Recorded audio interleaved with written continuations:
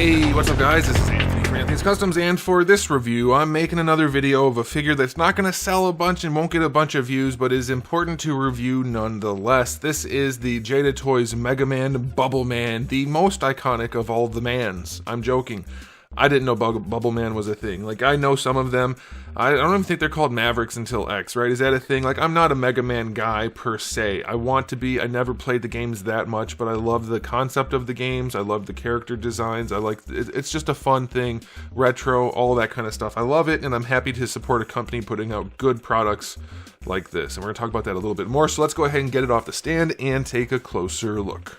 Now, before we look at the figure, I do want to show you my package. It is a nice package. They have him front and center, which is nice, and his accessories are on both sides. I'll allow it. He is cutting himself off here. I don't think that's a universal problem because it's nice and centered. It's good. You don't need all the accessories on one side. That would look goofy. This is a really nice displayable package. One of the best ones we've seen at this price point, maybe ever. So good job to Jada for that. This guy is in stock at Big Bad Toy Store. If you want to get one, I'll put a link in the description below. He stands just about 5.5 inches to the top of his little thing, and that's going to be about 14 centimeters, give or take. Here he is up against Darwin, a little bit short, appropriate for what he is, but a little bit short for 1/12 scale. He's in scale, but he's a shorter figure, but he is a stocky fellow, so plenty of plastic there. Now, I do want to talk about this for a minute, guys. I mentioned this in the other review for Woodman, and I'm going to mention it again. Hasbro likes to, and Hasbro supporters like to use the argument that Hasbro has to pay licensing fees to Marvel and Disney in order to make their figures. Yes, and they get to sell tens of thousands of each of them. And because of that, and because they have a very popular IP license, they are able to put in almost no effort and sell you basically garbage. And they keep doing that and getting away with as much as they can possibly get away with, giving you as little as you can possibly get for your money. Now, Jada, on the other hand, a much smaller company who has to still absorb licensing fees, and I understand that Capcom licensing fees aren't insignificant, but something like this, it's not going to cost as much, because it has a much lower demand, much lower appeal. Not that many people are going to want Bubble Man. Not that many people are going to want Mega Man in general. It's a smaller company with a smaller license with smaller fees. But they are giving you the most that they can possibly give you while still turning a profit.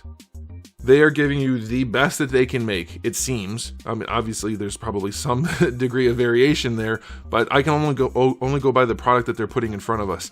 And they are putting so much effort into characters like Bubble Man that we don't even see Hasbro do with characters like Spider-Man at a $50 price point. It's just insane to me, and it's time people start to wake up to what's going on in the industry so that companies like Hasbro have to actually try a little bit. Put out something good.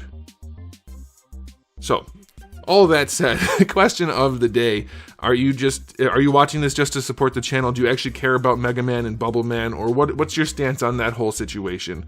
Because, like, there's no way this is going to do numbers like any Marvel character probably.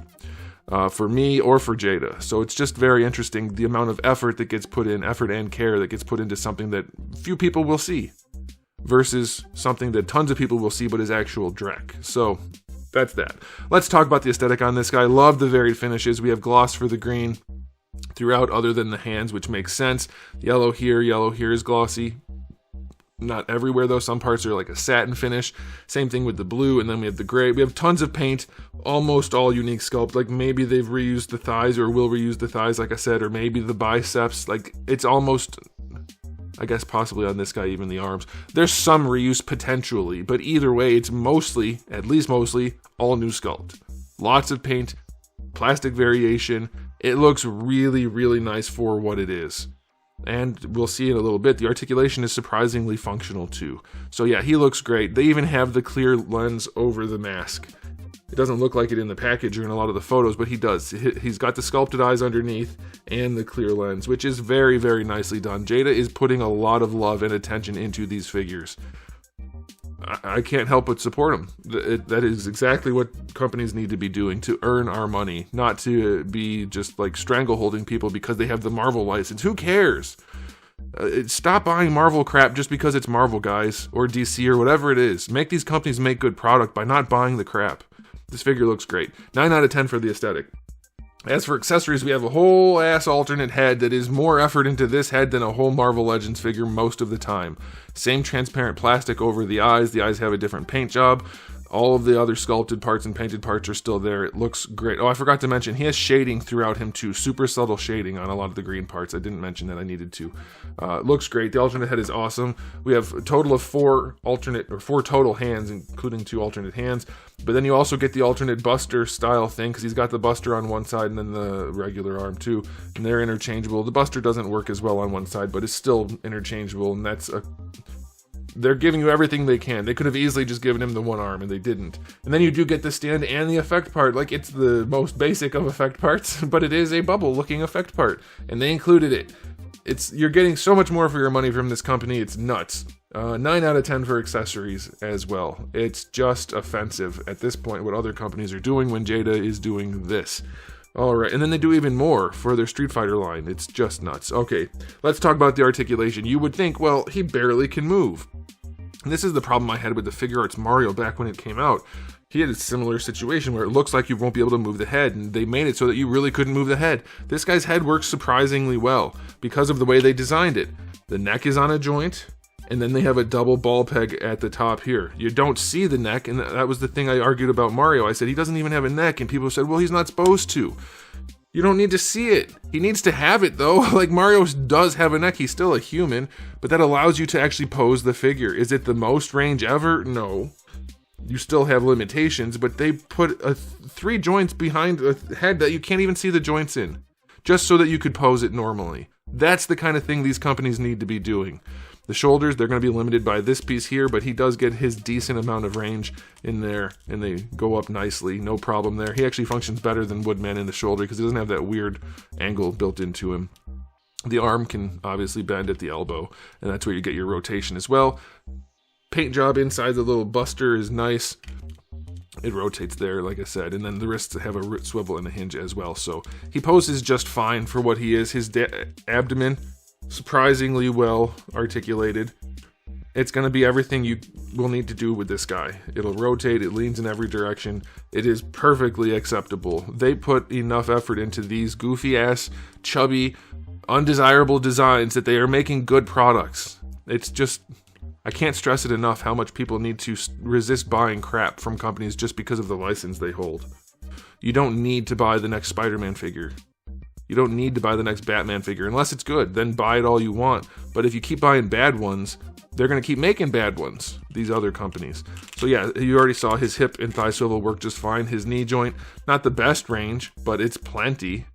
It does work. And then his ankle, he gets decent enough range out of that as well. And there's an ankle rocker, even though it does very little. So yeah, he's not going to be in Spider-Man poses, but for what he is, it works really well, and they could have easily just said, yeah, we don't need to bother. We don't need 3 joints in the neck. We don't need to make his abdomen work. We don't need to do all this stuff, but they did. And it works basically as well as it can. And they did it all for a good price, given the paint, the sculpt, the accessories. It's nuts. His articulation, objectively, not for the price and design, it's like a 4. It's like a 5. He doesn't pose that well. But for the character design and for the price point, it's like a 7 or an 8. There's not a whole lot more you could do with this character design to make it work without being like an expensive figure. So yeah, this thing's excellent. Jada's an excellent company. As of right now, unless they pull some shenanigans, they have my full support. I think they are one of the best companies out there right now, and they're making many other companies look absolutely silly. I'm going to give this guy an overall rating of 9 out of 10. A little bit of room for improvement here and there, but I mean, it's pretty good. You can probably even go higher than 9 out of 10. He's got one of the better sets of quality control also. You could do like 9.5 if you wanted. There's not a whole lot to ask for here. It's a pretty darn good figure. It's nice. So yeah, I guess I'll stick with 9 because swapping out this thing to this side doesn't work. This should have just been sculpted symmetrically so that you can, but it's not. You can see the shape is different. It's squared off here. Alright, still really, really good figure. Okay, that's it for me, guys. Thanks for watching. If you enjoyed the video, please do give it a thumbs up. If you didn't, give it a thumbs down. And if you haven't subscribed, you should. I have new videos just about every single day and thousands already on the channel. So make sure you come back for all of that. And in the meantime, keep collecting.